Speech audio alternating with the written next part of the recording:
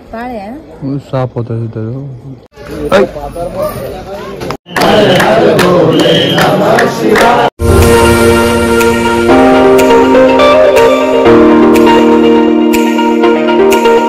मागच्या भागामध्ये आपण नाशिक एक्सप्लोअर केलं होतं. त्यामध्ये त्र्यंबकेश्वर, पंचवटी अशी अनेक ठिकाणी बघितली होती. तर आत्ता बघणार आहोत भीमाशंकर. तर आता आपण मनसरला आणि या ठिकाणी मग इथून जायचं आपल्याला भीमाशंकरला. आणि गाडीचं तर पत्ता आता काहीच नाही आहे. आय डोंट नो परत कसं येणार आहे. म्हणून ठरवलं जायचं आता.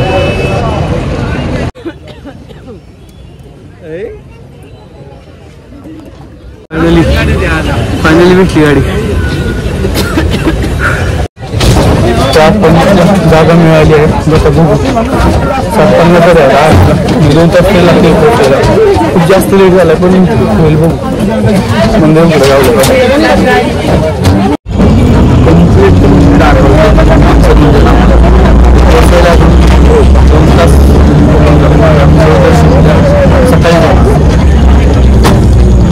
तर आता मी आहे भीमाशंकरमध्ये. तर देव कसा आपल्यासोबत असतो ते सांगतो तुम्हाला मी. तर भीमाशंकरमध्ये आलो, एसटीतून उतरलो आणि ह्याची रेट विचारत होते की रूमची एका नाईटची. तर ते बोलले होते 2-2.5 रुपये लागतील. म्हणलं बघू. आणि मंदिराच्या थोडंसं अलीकडं एक देवीचं मंदिर आहे. तिथं फक्त आपलं म्हणावं काय माणसं बसली होती. तिथे गेलो लगेच नाही का. तर पाठीमागच्या साईडला लगेच सगळी माणसं जेवायला बसली होती. आता म्हणलं एसटीमध्येच विचार केला होता की बाबा आता काहीतरी पुला वगैरे संध्याकाळचं काम.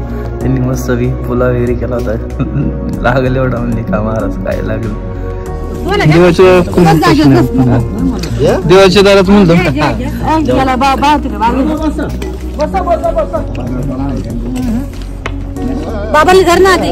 त्यानंतर दुसरी गोष्ट म्हणजे तिथं बसलो आणि नंतर झोपण्याचा प्रश्न आला नाही का.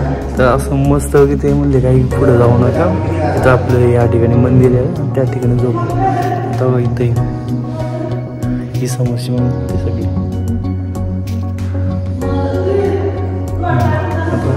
अंगावरती वगैरे तुम्ही आणलेलेच ऑलरेडी. मस्त झोपायचं. तर असं देव आपल्यासोबत एनी टाईम असं जर तुमची खरंच इच्छा असेल ना नक्की तुमचं सगळं व्यवस्थित होणार. तर आपल्या अंघोळ झालेली आता आणि वाजले सकाळच्या 5. थंड पाणी घेण्यापर्यंत खूप नाही का थंडी वाजती. पण एकदा घेतलं की एकदा थंडीच निघून जाते. एवढं बरे वाटतं एकदम क्लास. तर रात्री ह्या मंदिरामध्ये थांबलो होतो आपण.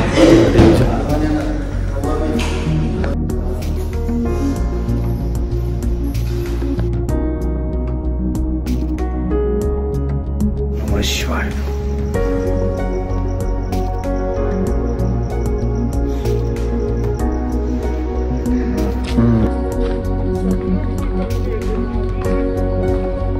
तर या मंदिरात आपण राहिलो होतो. देवाची कृपा की सगळं तिथं मी गेलो. मला त्या ठिकाणी जागा मिळाली, खायला मिळालं. देवाच्या दरबारात की काय व्यवस्थित होतं सगळं.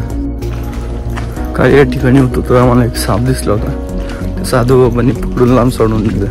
आम्ही झोपलो तिथं मंदिराच्या कडेला. साप होता तिथं.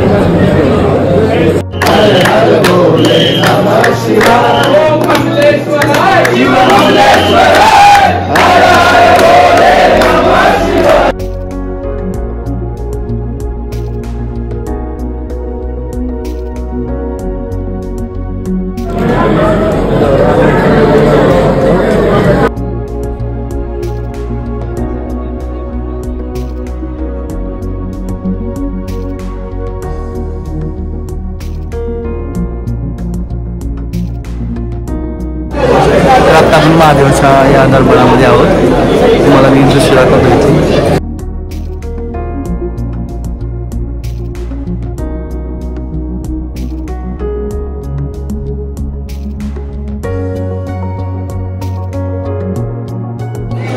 सुंदर विठा वाटते या ठिकाणी. आपण एकदम देवाच्या पाठीमागं खूप जास्त सुंदर वाटते.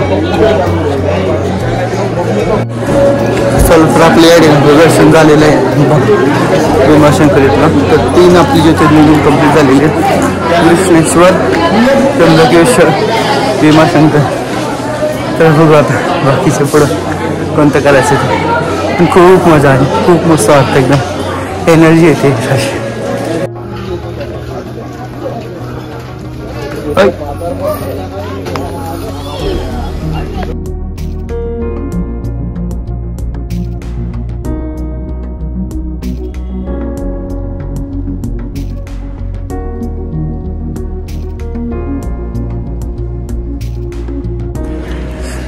चला तर मित्रांनो, या ठिकाणी आपला हा प्रवास संपूर्ण संपत आहे. तर हा संपूर्ण प्रवास तुम्हाला कसा वाटला, आपलं कुठं काही कमी पडलं असेल तर नक्की सांगा. या ब्लॉगमध्ये कोणती गोष्ट चांगली आवडली ते कमेंट सेक्शनमध्ये नक्की सांगा. आणि तुमच्या मित्रांना सगळ्यांसोबत हा व्हिडिओ शेअर करा. सगळ्यांना एक मोटिवेट करा की आपण पण ज्योतिर्लिंग 12 ज्योतिर्लिंग करू. तर हा व्हिडिओ शेवटपर्यंत नक्की पहा. आवडला असल्यास लाईक करा, शेअर करा आणि सबस्क्राईब करा. तोपर्यंत रामकृष्ण हरी, जय महाकाल.